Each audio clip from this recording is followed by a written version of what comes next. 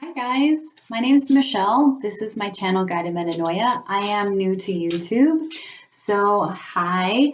I am a certified holistic life coach. I have been reading tarot since I was 13, and I've been studying astrology for about half a decade now. And I've just recently decided, actually, this is something I've been thinking about doing for a really long time, and I just didn't grow the balls to make it happen. And now I've decided that I'm going to put together all of the skills that I've acquired for the past, 10 years. And I'm going to put them together and give them to you, basically. So I hope that you enjoy my gift. And so my style of reading tarot is a little bit different. It's a little bit more instructional than I think perhaps some other readers are, but I do take a great sort of influential nod at astrology because I know that it is such an important and contributing factor to what energies are at play. And then as far as life coaching goes, I try to take a very individualistic approach to what my clients need and what's going on in your lives and what dreams are you trying to make happen and who are you becoming and how is that growing and going. And so I'm bringing it all together in one finite place, aka the YouTube channel, and I want to connect with you guys. So please make sure to like and subscribe and share my videos because I really look forward to watching this process transform. And I definitely know I'll be doing the June monthly readings, and my intentions are to deliver a mid-June reading as well. The timelines will evolve intuitively, and I don't know that if I can promise to do weekly readings at this particular time, but we'll see how that goes as well. And so this is for Cancer. I really like Cancers. My moon is in Cancer. You guys, how do I describe you guys? Well, I have a cousin that's a Cancer, and he's just, the amount of love that I have for him is insane. I look up to him so much, and he's such a good person. He's so compassionate, and he's like the kind of person I wish there were just more of in the world. And then I've always been drawn to Cancers, oddly enough, female Cancers in particular. And I have just a very genuine vibe that happens with you guys, like we've been friends kind of vibe. And I think that there's this sense of openness that comes with you guys, a real kindness is just the only word that really seems to be coming to my mind, which seems like a simplification of what you give. But so I have some really beautiful Cancers that are in my life, and I genuinely appreciate their friendship and their love. And so this reading is going to be for you guys, and I know that you guys have been experiencing this lovely access of the North Node in your sign and the South Node in Capricorn, which is this delicate dance of you versus other people, you versus your relationships, how that comes across, and probably putting you. It's interesting because for the Cancers that I have talked to, some of them have needed to throw themselves into their relationships. And then the other ones are like, no, I've had to be way more selfish than I've ever needed to be before. And so it's interesting to see how that dynamic comes through for different people of the same sign. And of course, that all comes back to your birth chart. And if you've never had a birth chart reading before, I would strongly encourage you to have one done because they're just so insightful. It's like it's as unique as a thumbprint. It's as definitive as, a strand of DNA. It's literally your soul's roadmap. It's taken me a very long time to begin to understand and associate with how to read a birth chart and what each house means and what do the planets mean and how do they talk to each other. It's very thorough. It's far more scientific than I think a lot of people tend to believe. In fact, I don't think I mentioned this yet, but I study traditional, well, I grew up with traditional Western astrology, and then I have studied and immersed myself in learning Vedic astrology. So I have an appreciation for both, although I do tend to lean towards the Vedic astrology in particular, but it is, I would consider myself to be a novice of Vedic astrology. I think I'm far more, if I could use the word advanced in terms of Western astrology, I guess that's how it fits. But anyway, you're experiencing this play of you versus other people, and the sun is lighting up your 12th house, which is that deep subconscious space. Sort of, I'm tempted to say like repressed experiences, repressed thinking, things that are in the depths of you. And there's a light being shined, a light that's coming through there. And you may have to talk about it because Mercury is there in the beginning of the month and then moving into your sign second week-ish, beginning of the second week of June. So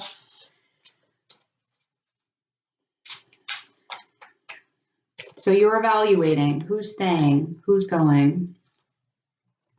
You're evaluating who you are, who you want to be, who you've been.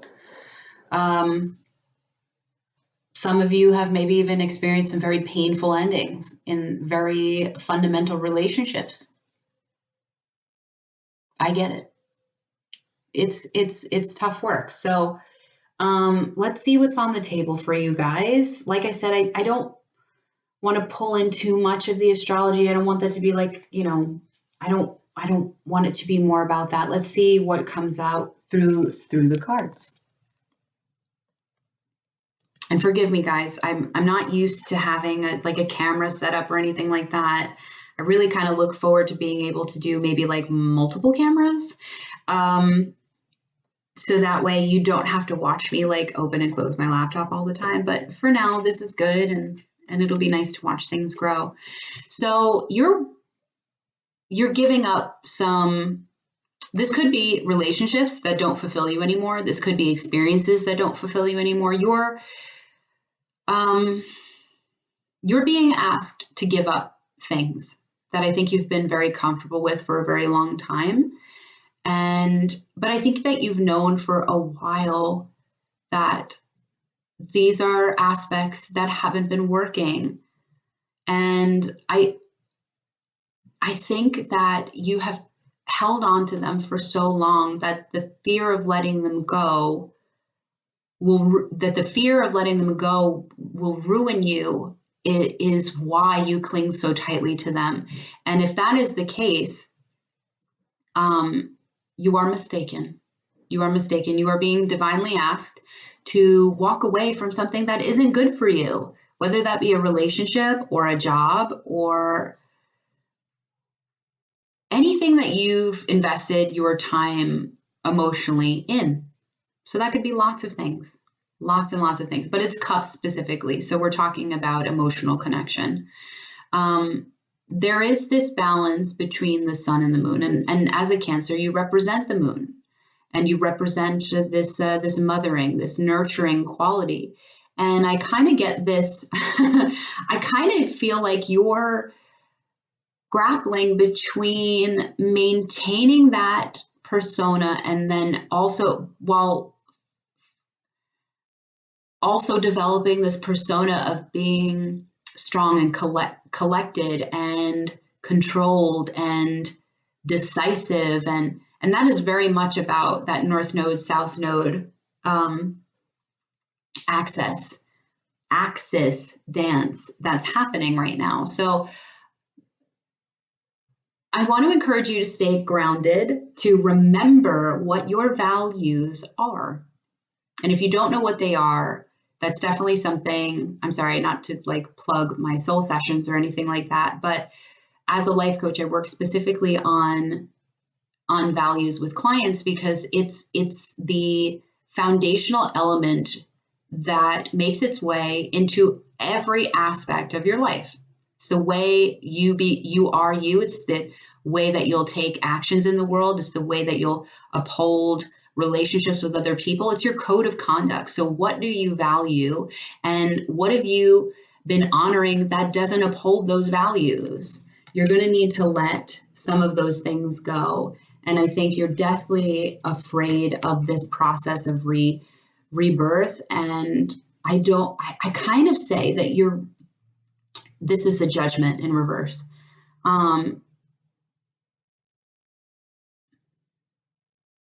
The timing of things for you to cast this very particular judgment or to walk away or to make a decision, or it's not here yet, but you know that it's coming.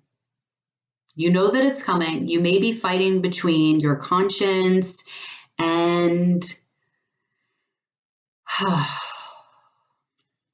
fear. And by fear, I mean, I don't necessarily mean something that frightens you. We can choose to do things out of fear that fulfill, gosh, how do I describe this? Okay, a little bit of story time for you. So if,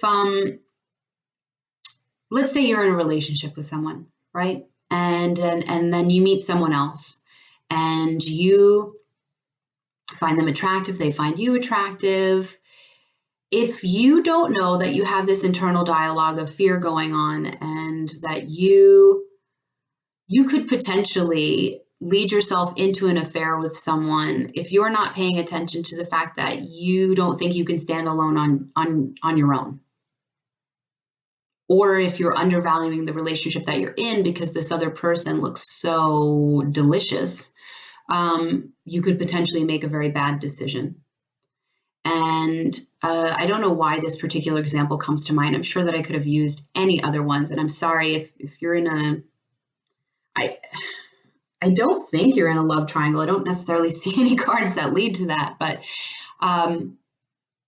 But making this a decision to go off with someone who isn't necessarily a good choice for you because they probably don't align with your values. That would be acting from a place of fear. So your conscience and your fear are battling each other. And I think you may be called to make a particular decision about something, but that time hasn't particularly come yet. And if you don't have to make a decision about something, I think you're really worried how other people are going to judge you for making the very necessary changes that are coming, that are going to be coming up for you. So let's see how that unfolds. There is Page of Cups. Could very well be you, or this could be a person who is bringing in the opportunity to fill a space that you believe is there. And it is possible that you will take it, because I see you moving. This is the Seven of Swords, in sort of a selfish kind of direction. I don't know why I use the word selfish, because the Seven of Swords is far more, speaks to more of sabotaging behaviors, covert behaviors, things that are happening behind the scenes, under the under the guise of someone else.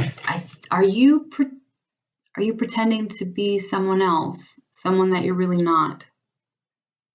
I wonder. Comment below if this resonates for you. if there is a person that is entering the picture and you are having to behave in a way that you know may not be on the up and up, perhaps a King of Wands, I would encourage you to, well, let's see how your reading unfolds before I tell you anything. The Page of Cups is very much,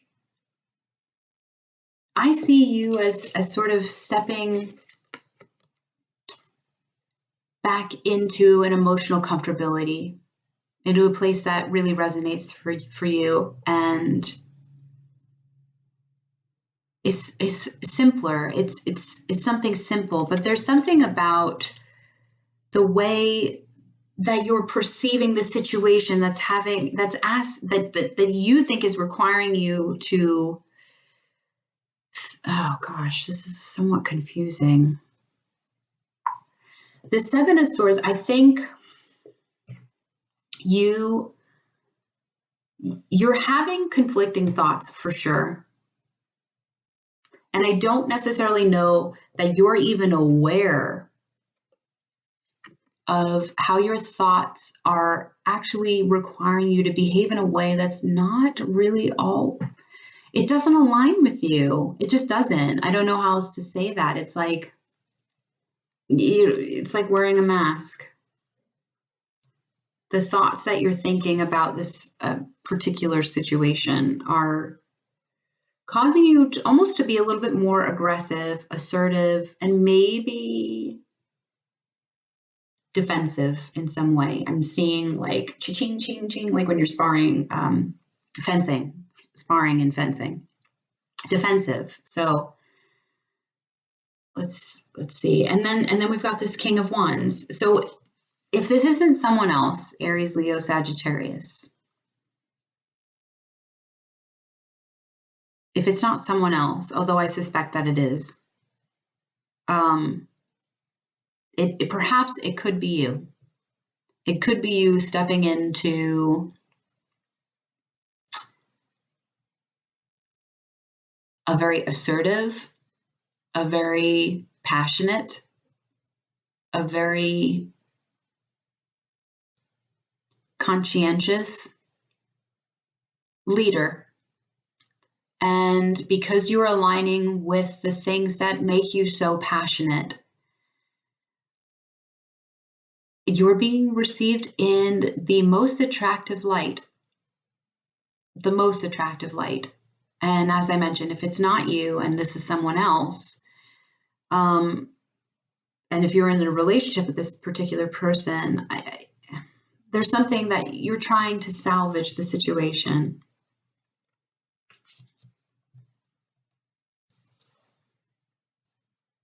The Knight of Wands in reverse. Things are not moving at a pace or a tempo at all. Things are at a standstill. So I think if this is you, you may be having to ruminate on what action is going to be necessary, but not necessarily take it. Again, this, I know what I need to do, but I'm not doing it kind of thing. And these cards come underneath the earlier ones of the Eight of Cups in reverse and the Judgment in reverse. And, sorry. If this is another person,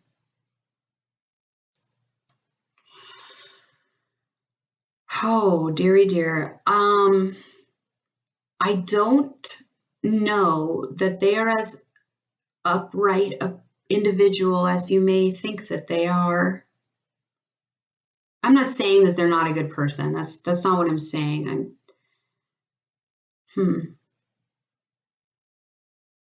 Do you think that there's another person involved? I'm just curious. Do you think that they're like, are you like with this fire sign, but you think that there's somebody else like checking it out? Because I kind of get that dynamic here. Gosh, there's so many different things that can come into play, but there was a time. Okay, so there's a time of conflict, and that time has passed. and you have already done this sense of evaluation. Maybe you need to think about that a little bit more, because as you ruminate on, well, this is the Seven of Pentacles upright, but you have it in reverse. I think you need to take more time to evaluate what you want to do. And you have two sevens under each other. You have the Seven of Swords, and then you've got the Seven of Pentacles in reverse. Something that I think is very interesting about videoing readings as opposed to doing them live one-on-one is that the ability to facilitate such a specific combination of actions is much more difficult like this than it is when I read one-on-one, because I'm able to get the validation behind what message is really trying to come across. So I'm having to connect with the cards in a far more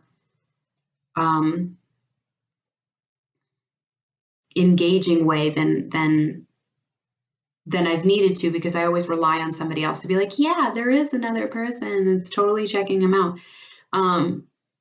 So, and that's not here. So I'm trying to see how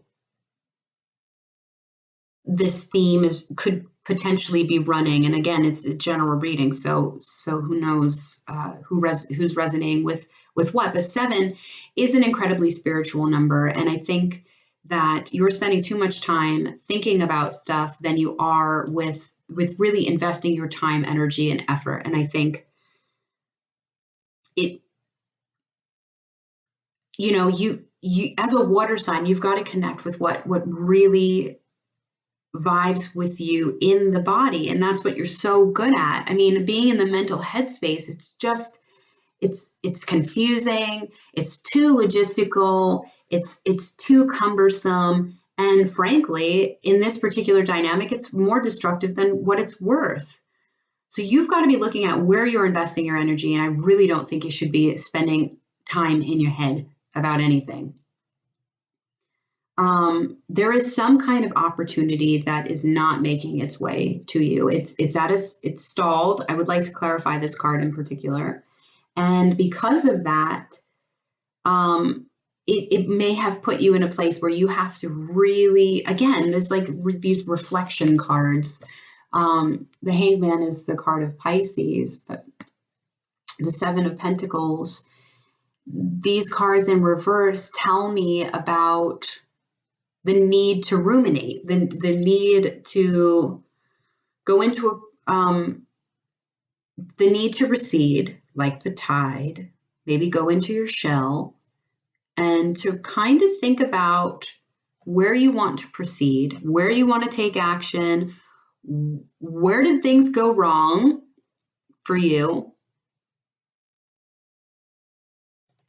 But it's funny because, like, if this is you and this is not a fire sign that you're dealing with, like, the world doesn't see any of that. They just see this like super ambitious version of you that's like on your game, following what you love. This is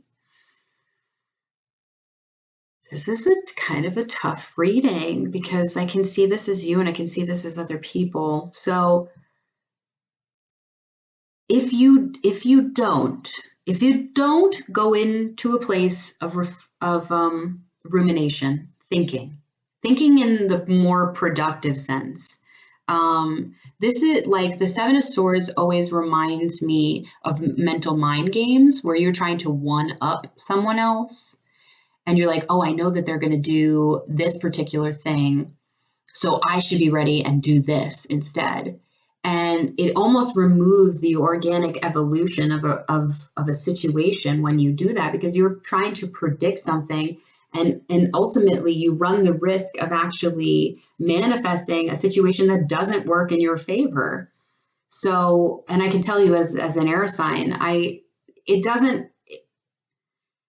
the mental capacity that it takes to think several steps ahead doesn't necessarily serve you for being present in the moment, which is where everything evolves from. So I also want to say, like, I'm seeing this getting grounded, get grounded, get grounded. Maybe you got to go to the beach. It is nice enough. Well, I'm in the Northeast, but in the Northern Hemisphere, it's starting to get nice enough where we can go out and hang out on the beach and enjoy the beautiful weather. And maybe you need to go and you need to be in your element. I'm not seeing too much water, which is what makes me think you are not in your element. You're doing other more aggressive, more assertive things that are not really part of your innate nature. And that may be what is being asked of you. Gosh, this reading is going longer than I thought it would. So thank you for hanging in here. This Piscean card, like, it's like you don't want to like think, you don't really want to think about the stuff that is most worthy of what needs to be ruminated on, if that makes any sense. And it's, if you don't do that, you will move from the King of Wands to the Emperor in reverse, which is this manipulative and conniving and mean and controlling and nasty person, for lack of a better way of explaining this. And if this is another person,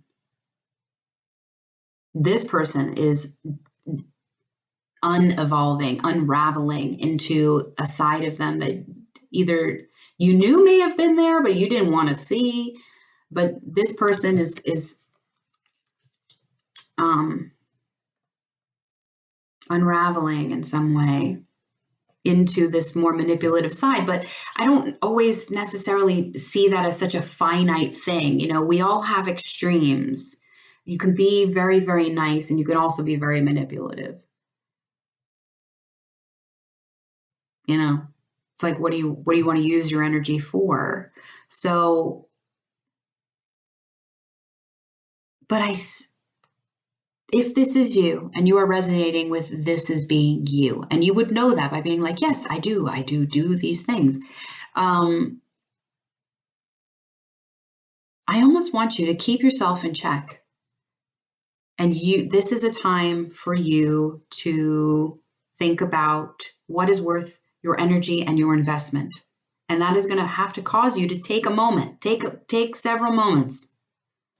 And that may be hard because Mars is in your sign. I see. Got it. Dang it.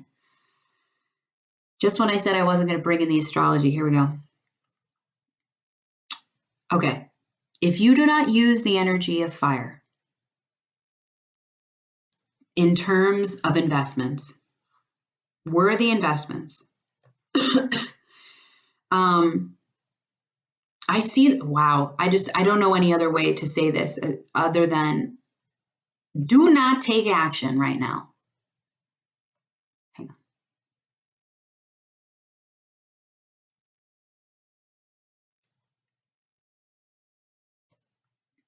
I'm thinking, excuse me.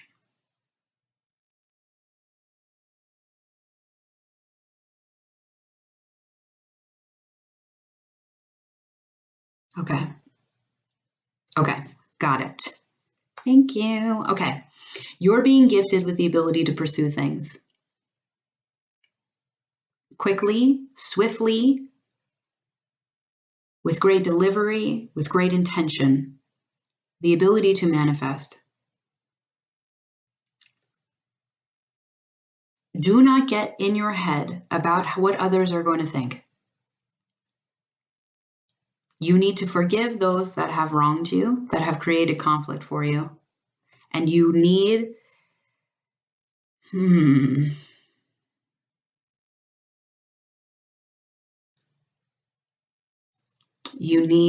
perhaps you need to step into a place where you are a little self-serving. But I still think that you need to reflect on what is worth your energy and investment. Because the opportunities to continue investing in them may not necessarily be in the time of June. And you should not get in your head about that either. Because if you do, you will take this much more controlling and manipulative quality about you. And that's not what this is. This is about aligning with what really fulfills you. and keeping the thoughts, maintaining the thoughts that align with that purpose of manifestation and that pure spark, that pure initiation, that excitement of that new thing. Okay? That's if that's you. If this is someone else, y'all have a past of conflict. You see yourself as being inferior to this person. It is not worthy of your time. You may have to do some deceitful things. And frankly, this disevolution of this person does not leave them in a very good place. So, I'm just curious. Emperor in reverse. Was ist das? Thank you. This person is selfish. This person is selfish. What is worthy of their time? You are playing a very dangerous game in your mind about this person. What is the advice? Okay. Yeah, there's no hiding that one. This person doesn't make you feel as beautiful as you really are. They maybe even like sucking you dry, for lack of a better way of saying that. But the way that I see it, when the cards are on the table, all the energies are possible. So even though they have you feeling upside down, undeserving, uncreative, unworthy, unabundant, what other people think of you is none of your business. And how you want to feel about you is your responsibility. And you better get that shit out the way before the sun comes into your sign. So I'm going to leave this there.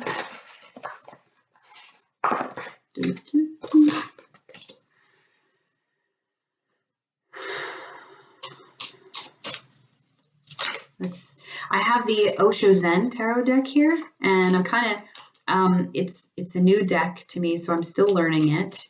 And I want to pull a card similar, like I think like other readers would use like an oracle card at the end, but I want to see what the Osho Zen tarot deck, which follows a lot of Buddhist principles and Taoist principles as well. I want to see what the final message for you is. This one. Ooh, okay. All right. Well, if you weren't dealing with a fire sign, I don't think that this reading was more for those of you that are dealing with a fire sign. I think that now that this card has come out, I'm kind of reaffirmed that this Mars energy in you and how you want to be seen in the world, and like how you invest your time and what opportunities you want to bring in. This is so weird, but I have watched so many tarot readers on YouTube and their nose gets itchy when they read, and it's insane because it just started happening to me and I just totally realized it, and I haven't been reading for that long. So this is you. You are this King of Wands. This Mars energy in your sign may seem like a little stifling at first, but I think that if you can keep your head straight about what you need to do and keep your intentions pure, don't be selfish, don't be manipulative, allow sort of the natural timing of things to take effect, and you will begin to see just how powerful you really are at manifesting. But I want to read the card to you. So that's my interpretation of things. By the way, the creator is the King of Fire. So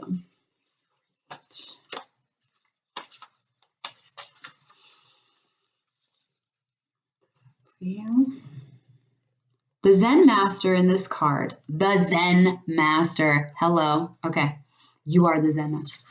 The Zen Master in this card has harnessed the energy of fire and is able to use it for creation rather than destruction. He invites us to recognize and participate with him in the understanding that belongs to those who have mastered the fires of passion, without repressing them or allowing them to get destructive and out of balance. Oh, I totally get it now. Okay. He is so integrated that there is no longer any difference between who he is inside and who he is in the world outside. Dude, North Node first house, South Node seventh house. Okay. Integrated, that there's no longer a difference between who he is inside and who he is in the world outside. Okay, he offers this gift of understanding and integration to all those who come to him, the gift of creative light that comes from the center of his being. The King of Fire tells us that anything that we undertake now with the understanding that comes from maturity will bring enrichment to our own lives and to the lives of others. Using whatever skills you have, whatever you've learned from your own life experience, it is time to express yourself. Oh my gosh.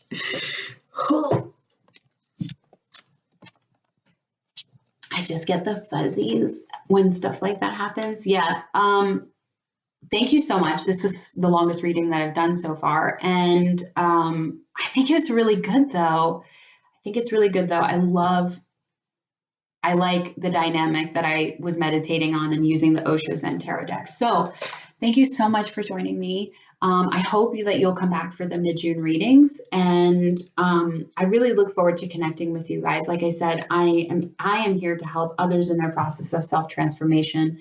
And this is one avenue to help me to be able to do that and to reach more people. So I hope that you've enjoyed the reading. Like, subscribe, share. Check me out on my social media, Guided Metanoia, Metanoia, and I will be connecting with you guys mid-June. I'll see you then. Bye.